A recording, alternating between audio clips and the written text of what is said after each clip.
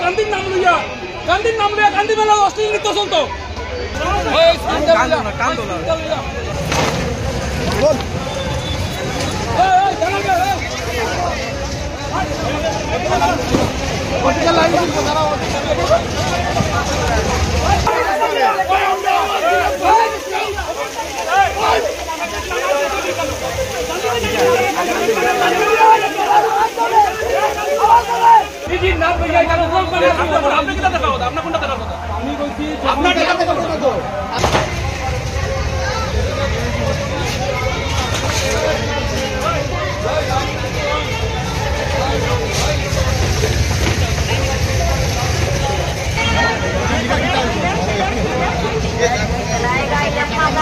আমাদের শিলচরের জেলা কংগ্রেস সভাপতি অভিজিৎ পাল মহোদয়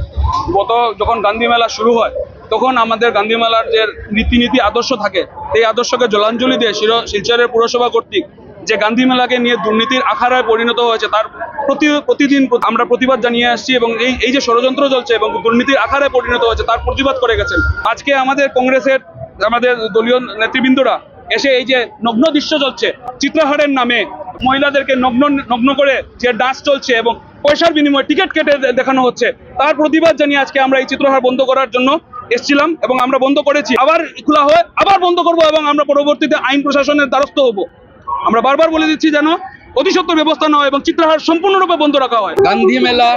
গান্ধীর নামে যে উৎসর্গ করা হয়েছে সেটা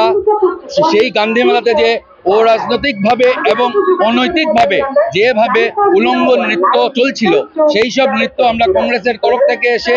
আমরা সেটাকে অপোজ করেছি এবং সেই নৃত্যকে বন্ধ করেছি এবং সর্বশেষে আমরা এখান থেকে সব ব্যানারগুলা খুলে এই যে